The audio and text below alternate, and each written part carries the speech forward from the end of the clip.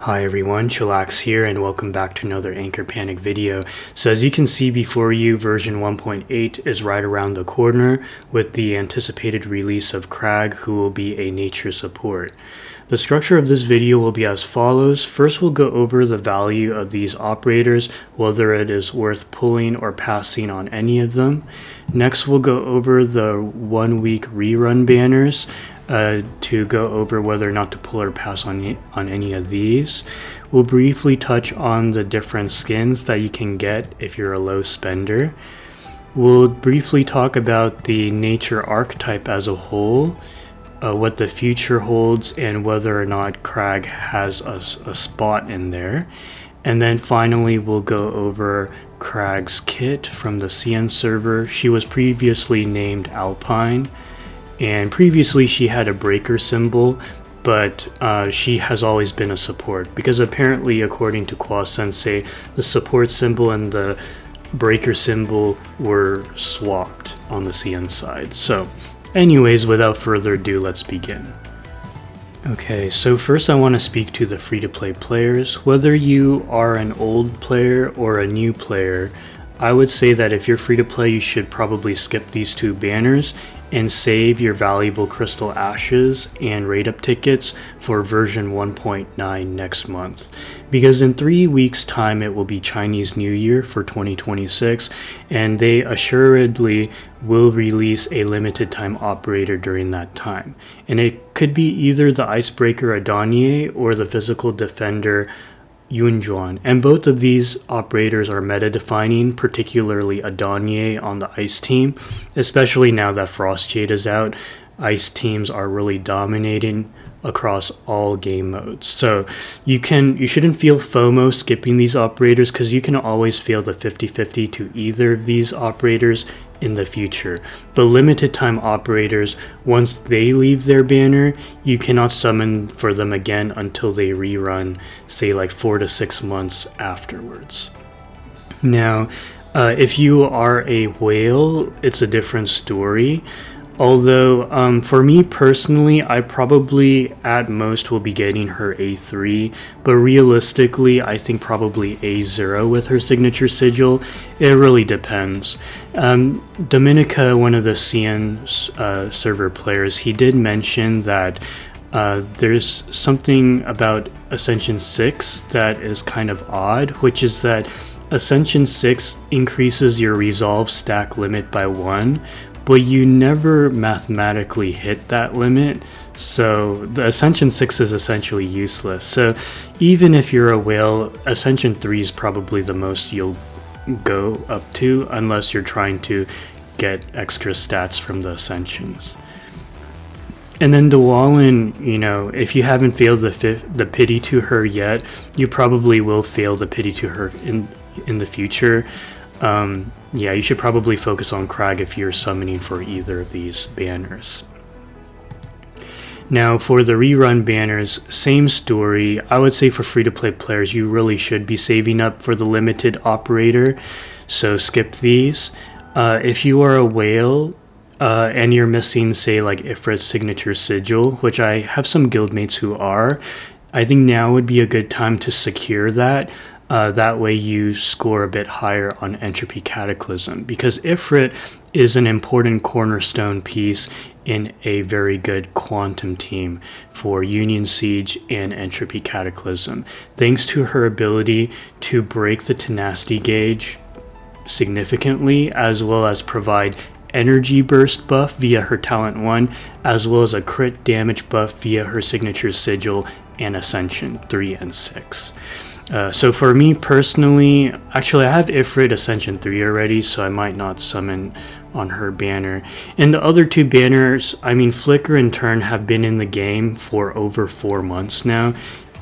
You'll feel the pity to them eventually, so yeah, you can skip those.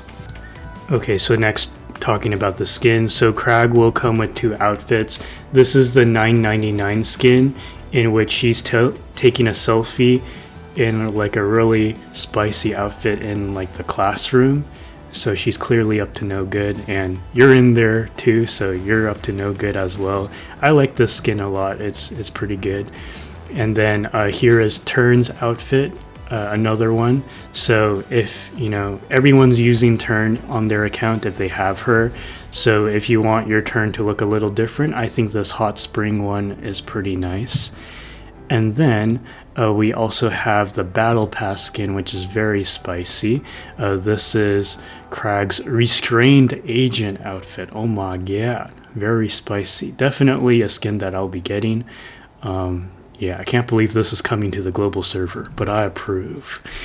Okay, so I want to briefly touch on the nature element as a whole for the future, because this may or may not influence your decision on pulling for Crag now.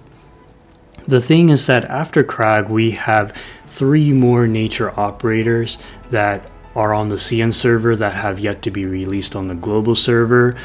If you've heard me talk about Argo in the past, you've probably heard that she's a nature stun operator whose kit revolves around stealing energy from the opponent, making them have a hard time casting their energy burst.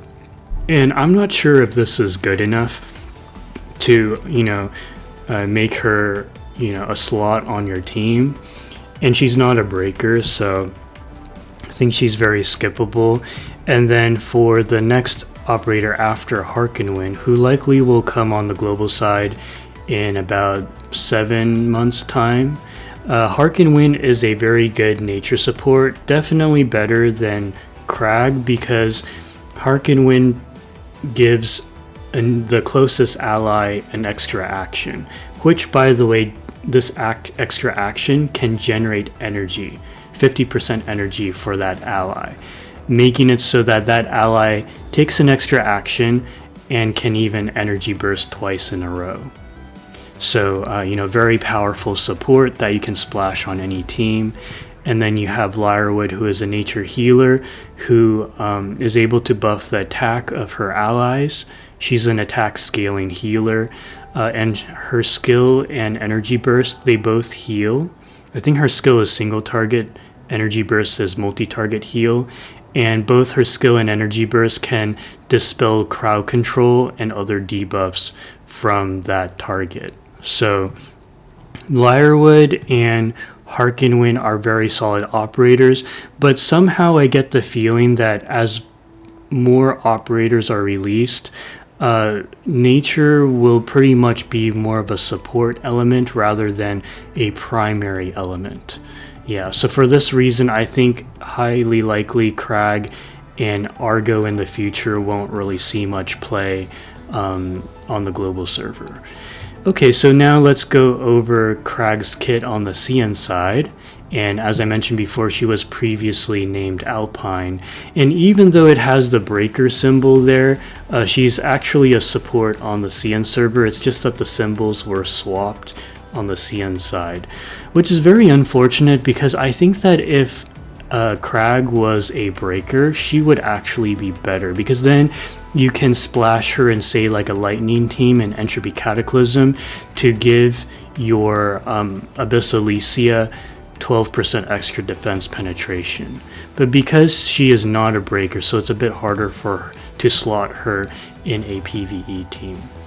However, I think that she was meant to be a PvP unit anyways, according to Kwa Sensei, and we'll talk about why. So her talent 1, whenever she casts a skill, she gains 1 stack of resolve, and when an ally takes an action and Crag has a resolve stack, that ally will consume that stack in order to gain some offensive buffs like 12% defense penetration, which is a buff that will last for 1 turn. And if that ally is a nature operator, they get extra dot damage in their attack.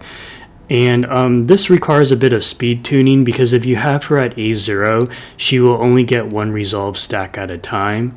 And so you have to make it count, right? You need your Alpine to move right before whoever you want to get that defense penetration benefit from. So that's a little inconvenient, but that's something to consider if you do actually plan to run her. And then her talent 2, this is a way to provide her a little bit of offensive and defensive buffs in case you get into her energy burst enraged state. Now, her skill 1 is just a single target attack that is capable of applying 2 stacks of corrosion, which is a debuff that provides dot damage at the end of the round. And then the energy burst, sorry, I'm just checking to make sure it's centered. Her energy burst, it will allow her to enter an enraged state in which all allies except herself gain a guard effect that lasts for 2 turns. And while in this guard state, whenever an ally gets attacked, Alpine will counterattack with additional defense ignore, and these counterattacks are considered energy burst damage. And then with regards to ascensions, she gets extra resolve stacks at the start of battle, as well as an increase in her resolve stack limit, and she'll be able to energy burst on turn 1. And then for her signature sigil, basically she'll get some nice stats, including extra speed, although you don't want her too fast, because like I mentioned before, you want her to buff the DPS, not just some random ally.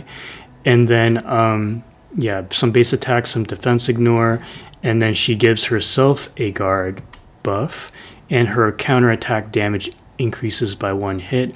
I don't know if it means she counterattacks twice instead of once, and I don't know how impactful that will be for her damage output. But one thing is clear to me is that it seems like her signature sigil is pretty mandatory if you decide to run her on your main, say like your 5th entropy team. So anyways, that pretty much wraps it up for this video. Let me know in the comment section below whether you plan to pull or pass on her. Thank you guys so much for watching. If you haven't already, please like, comment, and subscribe, and I will catch you in the next video. Take care.